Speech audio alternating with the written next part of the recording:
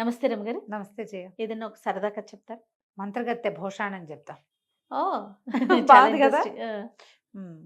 ఓ వ్యాపారస్తుడికి 4 కొడుకులట. పెద్దవాళ్ళు ముగ్గురు నార్మల్ కిడ్సే. ఆఖరి వాడు కొంచెం అమాయకుడు. వాడి పేరు వెంకటప్ప. అయితే వాడు అమాయకంగా ఉండేసరికి వాడిని వెంగళప్ప అనేవాళ్ళు. వెర్రి వెంగళప్ప అంటాం కదా, అంటాంగా. అట్లా. సరే, ఆయనకి పాపం ఆఖరి పిల్లవాడి మీదే ధ్యాసగా ఉండి బాగా ముద్దుగా జాగ్రత్తగా చూసుకునేవాడు. వాడు ఇంట బయట పనులు అవి చేసేవాడు, కానీ తెలివిగల పని కాదు వాడిది. హ్మ్. అమాయక ప్రాణి వాడు, వెర్రివాడు. కొంతకాలాన్ని మెల్లిగా పెద్దవాళ్ళు అయ్యారు. పెద్ద కొడుకులు ముగ్గురికి పెళ్ళిళ్ళు చేశాడు ఆయన. మామగారు పంచప్రాణాలు చిన్న పిల్లాడి మీదే ఉండటం, వాడేమో వెర్రి విధవగా ఉండటం, పై ముగ్గురు కోడలకి భలే మంటగా ఉండేది. మా ఆయన ఎంత పని చేశాడో, మా ఆయన్ని బాగా చూడ్డు, చిన్నవాడిని బాగా చూస్తున్నాడని ముగ్గురికి అనిపించేది. ఓకే. అయితే ఆయన దాని తర్వాత పిల్లాడిని ఎవరు చూస్తారు, వీడిని బాగా చూసుకునే వాళ్ళు కావాలని ఓ పిల్లనిచ్చి పెళ్లి చేస్తే పెళ్ళాన్ని చూసుకుంటుంది అనుకుంటాడు. సంబంధాలు చూడబోయేసరికి అలా కోడళ్ళు ఏం పెద్దగా ససిపడినవారు. వాళ్ళకి మంటగా కూడా ఉంది. సరే, కొన్నాళ్ళకి మామగారు కాస్త మరణించాడు ముసలాయన. మరణించేసరికి వీళ్ళకి ఆస్తి స్వాస్తి ఉన్నాయి. అన్నయ్యలు ముగ్గురు వ్యాపారాలు, అవి వ్యాపారము, వాళ్ళ వ్యవసాయము అన్నీ వాళ్ళు చూసుకునేవాళ్ళు. వీడు ఇంట్లో ఉండి ఇంట్లో పనులు చేసి పెట్టేవాడు. క్రమంగా ఈ వదినలకి వీడి పీడ విరగడి చేసుకోవాలి, అన్నయ్యలు కూడా వీడి పెళ్లి చేద్దామంటుండేవాళ్ళు. వీడ వెరితో పాటు వీడికి వచ్చే పెళ్ళాన్ని కూడా ఎవడు చూస్తాడు? మనమే కదా చూడాలి ఆ అమ్మాయిని కూడా. ఇప్పుడు చూపు తెలివిగలదనుకో, ఏదో ఇంట్లో పనులు గిన్లు చేస్తుంది, వంట చేస్తుంది. కానీ వీళ్ళ ఖర్చు వాడేం వ్యాపారం చేయలేడు, వ్యవసాయం చేయలేడు, ఊరికే పని చేస్తాడు. వీళ్ళు ఎలాగైనా వీడి పీడ విరగడి చేసుకోవాలని పుట్టింది వాళ్ళకి. అన్నయ్యలు కూడా శ్రద్ధగా చూసుకునేవారు వీడిని. వాళ్ళు ఎన్ని రకాల పనులు చెప్పేవాళ్ళు, వాడికి తిండి సరిగ్గా పెట్టేవాళ్ళు కాదు. వాడు చక్కగా చెయ్యెత్తు మనిషి, దెబ్బ పండల్లే, చూడ్డానికి బాగుండేవాడు. తండ్రి మంచిగా పోషించాడు కదా. వాడు ఏదో కాయా కసరు కోసుకుని తినేవాడు, వదినలేదో అన్నం పెట్టేవాళ్ళు, ఏదో చేసేవాళ్ళు. క్రమంగా ఒకనాడు పెళ్లి సంబంధాలకి ఎవరో పెళ్ళిళ్ళ పేరయ్య వచ్చి మాట్లాడేసరికి వీళ్ళకి ఒళ్ళు మండిపోయింది. ఏమైనా సరే వీడిని ఇంటి నుంచి తోలేయాలి ఎలాగోలాగా. వాడు ఏ మాట చెప్తే ఆ మాట వింటాడు.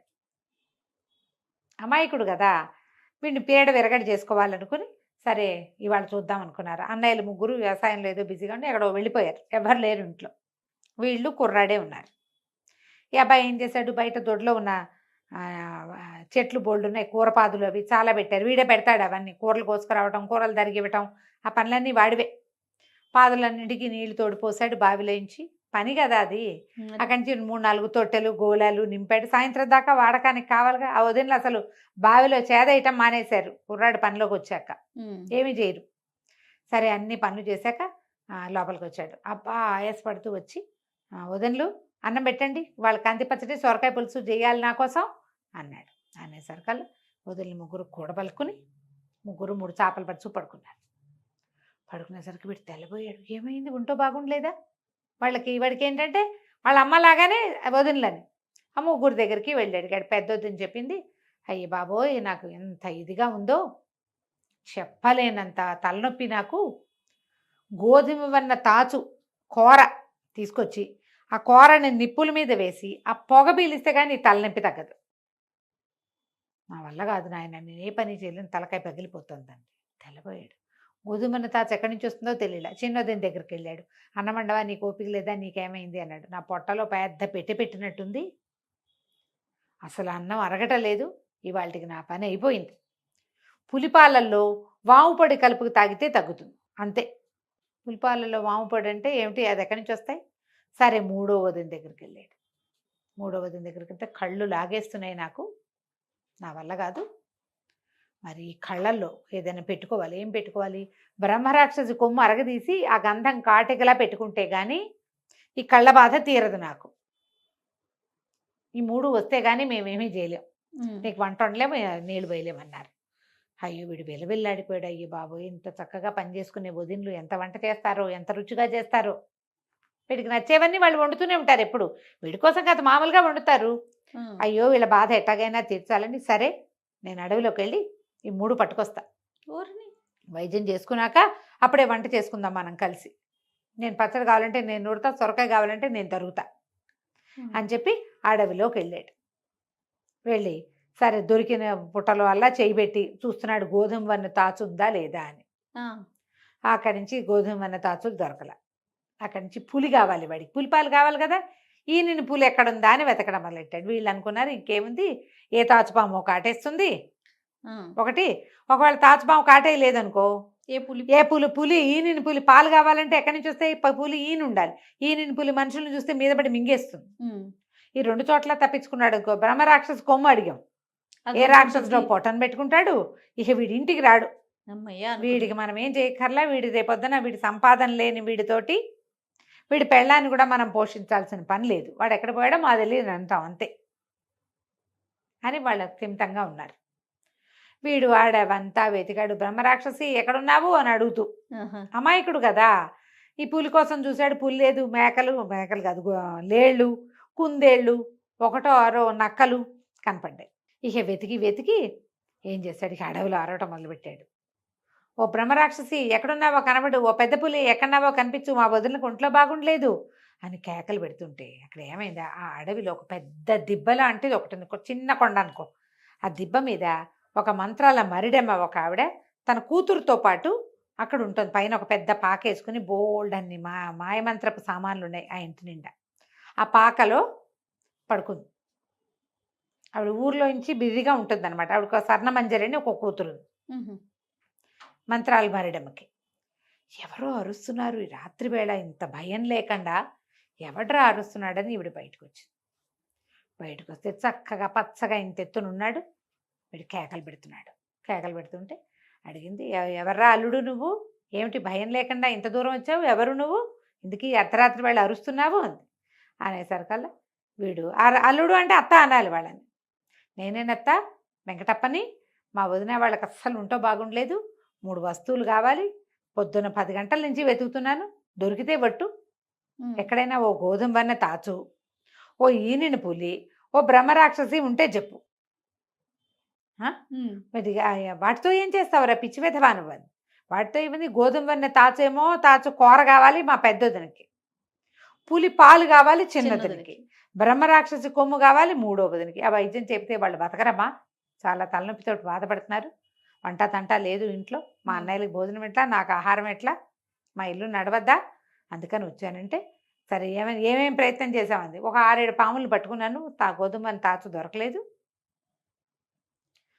వాటిని వదిలేసా, వాటి కోసం వెతుకుతున్నానంటే ఈ మరిడమ్మంది ఊరిని అనేసి, అమ్మో నువ్వు ఎంత గట్టివాడివిరా, భయం లేదు తెంపరి, హ్మ్.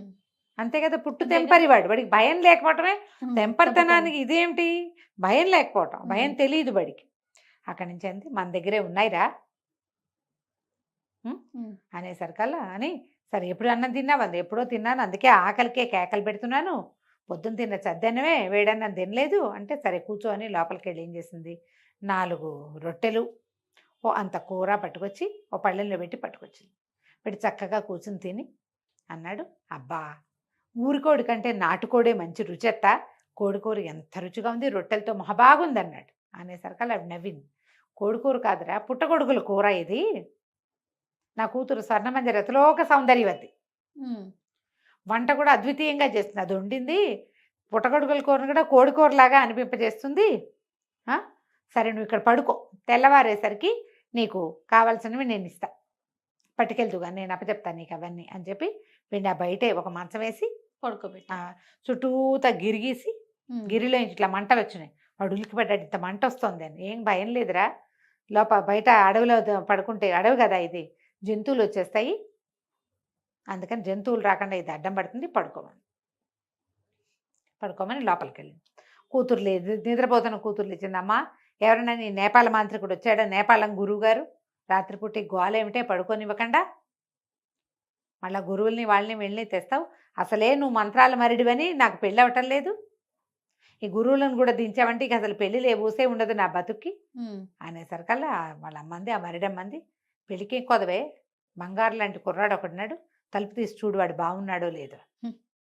తలుపు తీసుకుని వెళ్తే ఇంత పొడుగున మంచం పొడుగుతా నిద్రపోతున్నాడు వాడు, చూడ్డానికి చక్కగా ఉన్నాడు. సరే లోపలికి వెళ్ళి బాగున్నాడమ్మా అంటే, చక్కగా వాడిని పెళ్లి చేసుకుంటావంటే చేసుకుంటాను. వాడు అంత తెలివిగలవాడు కాదు, ఆ తెలివిగలవాడిని తను చేయగలదు, ఈ పిల్ల మహాపిచ్చ తెలివిగలది, తల్లి మంత్రాలు మరడం అవటంతో ఆ పిల్లకి పెళ్ళి అవటల్లా. ఓహో. సరే రేపు పొద్దున్నే మీ ఇద్దరికి పెళ్లి చేస్తాను అని చెప్పి తల్లి కూతురు పడుకుని నిద్రపోయారు.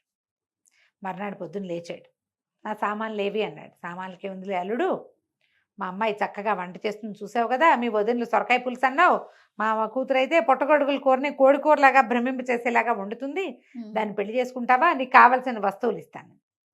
వీడన్నాడు, నాకు కావాల్సిన వస్తువులతో పెళ్ళి ఏమిటి, ఏదైనా చేసుకుంటా, అదే కదా. మా వదిలిన తలనొప్పులు తగ్గాలి అంతే అంటే సరేనని చక్కగా ఇద్దరికి పసుపు బట్టలు కట్టించి శుభ్రంగా పెళ్లి చేసేసింది అడవిలో. చేసేసాక ఒక భోషాణం చేతిలో పెట్టింది, ఇంతది పెట్టే, మీ వదిలిన ముగ్గురికి కావాల్సిన వస్తువులు ఇందులో ఉన్నాయి, చీర సార్లు వాళ్ళకి ఇవ్వాల్సిన ఉంటాయి కదా, మరి పెద్ద కోడళ్ళకి ఇవ్వాలిగా, అవన్నీ ఇందులోనే ఉన్నాయి, చూసుకోమని వాళ్ళనే అని చెప్పింది. వీడేం చేశాడు, ఆ అడవిలో ఎవరో పోతుంటే వాళ్ళ చేతి నెత్తికి భోషాణం ఎత్తించి పెళ్ళాన్ని వెంబడి పెట్టుకుని తీసుకుపోయాడు. తెల్లవారేసరికల్లా వదినలు ఇంకేముంది, మధ్యాహ్నం 11 గంటలు అయ్యేసరికి పెళ్లి కొడుకు పెళ్లి కూతురు వాకిట్లో బాకా బాజాతోటి కనిపించారు. తెల్లబోయినారు, చక్కగా ఉంది పిల్ల, పచ్చగా పసుపు మిసమిసలాడుతూ ఉంది, చక్కగా పసుపు బట్టల్లో దండలతోటి, మొహం మీద బాసికాయలు అవి కడతారా, మెడలో కర్పూరపు దండలు అవి కనపడేసరికి వదినలు ముగ్గురు తెగ తిట్టిపోసారు.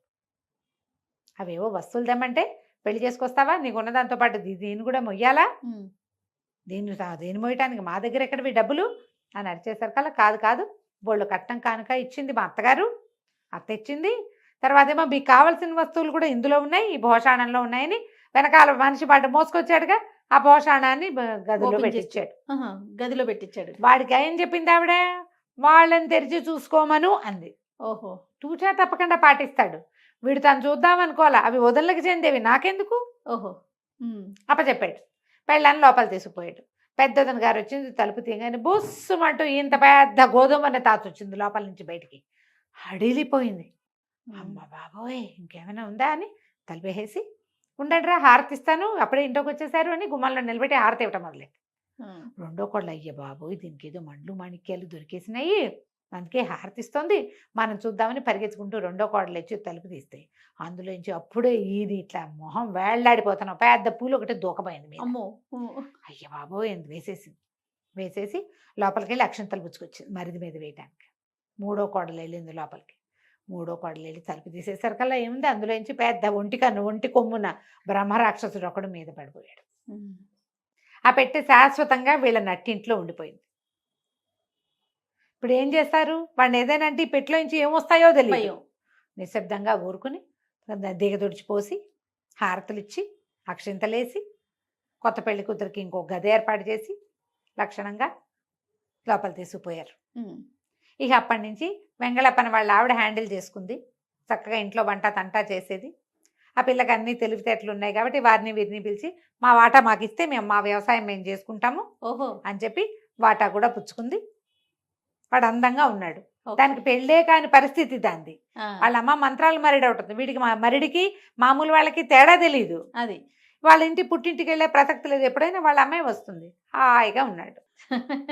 అంటే మనుషులు చెయ్యొదిలేసిన అమాయక పిల్లలకి భగవంతుడు ఎక్కడో చోట చెయ్యి ఏర్పాటు చేస్తాడు, ఎక్కడో చోట. అంతే, వాడి తాలూకు మంచితనమే వాడి శ్రీరామ రక్ష. అంతే కదా కంచికి మనం ఇంటికి. నమస్తే.